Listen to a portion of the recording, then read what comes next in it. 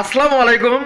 আজকে আপনাদের সাথে আরেকটা বিষয় শেয়ার করি, সেটা হলো যদি কোনো কিছু মানুষ না বলে নেয় তাকে চুরি বলে, আর যদি হাত পেতে দয়ার করে নেয় তাহলে সেটাকে বলে যে ভিক্ষা চাইছে বা কেউ দান করছে।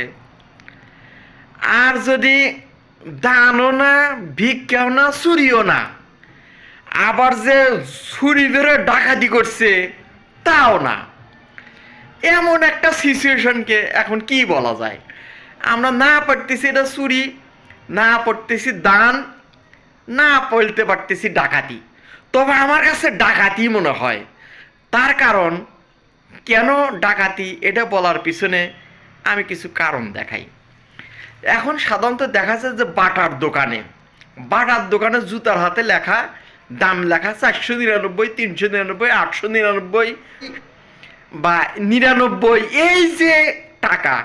আজকের দিনে যদি সারা বাংলাদেশে বাটার দোকানে যদি 1 লক্ষ পিস জুতা বিক্রি হয়, তাহলে 1 টাকা করে হলেই 1 লক্ষ টাকাই।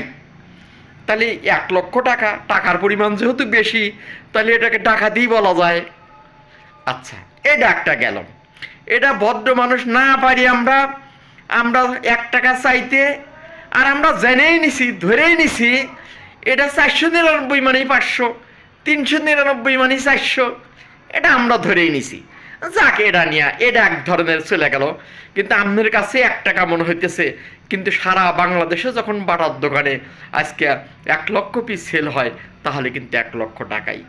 যাক, সবচেয়ে বড় কথা সেটা হলো বড় কথা না, চোখের সামনে একটা টাকার জন্য না হইতেছে লেনদেনটা কভার হইতেছে, না হইতেছে ধর্মীয় দৃষ্টিতে এটা একটা ভালো জিনিস, অথচ চোখের সামনে একটা ছলচাতুরি হচ্ছে। আর একটা বিষয় দেখেন, সেটা হলো গ্রামীণ ফোন বা বিভিন্ন এয়ারটেল বা এই যে বাংলা লিঙ্ক যাই বলেন, তারা এমবি যখন কেনে সেটা হলগা 19 টাকা, 189 টাকা বা 149 টাকা। স্টার একটা গ্রামীণ ফোনের একটা কার্ড নেবেন বা মিনিট নেবেন, আপনি 19 টাকা, আপনি দেওয়া লাগবে 20 টাকা, তাহলে 1 টাকা। তে আমার কাছে 1 টাকা যে খুব বেশি বড় কিছু তা আমি বলছি না, 1 টাকা সামান্য টাকাই, 1 টাকায়। কিন্তু চোখের সামনেই সলসাইড ওর 20 টাকা করে, 20 টাকা নিলেই, বা রিচার্জ দেওয়ার সময় যদি কম দেওয়া ওটা নেয় তো নিক, সমস্যা নেই, বলার দরকারটা কি?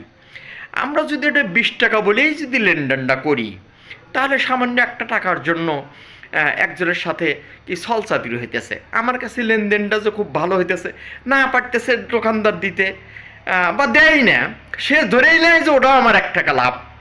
দোকানদার কিন্তু ধরেই নেয় যে ওটাও 1 টাকা লাভ।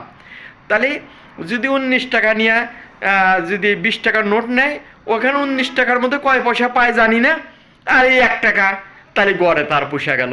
কিন্তু প্রকৃতপক্ষে লেনদেনটা ধর্মীয়ভাবে হলো ঠিক হলো না, বা ইসলামিক দৃষ্টিতেও ঠিক হলো না।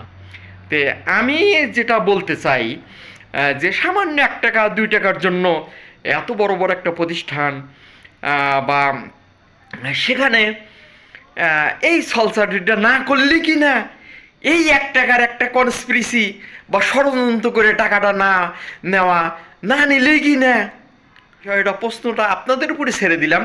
এটা ভালো না মন্দ, মঙ্গল কামনা করে আমার কথা শেষ করছি। খোদা।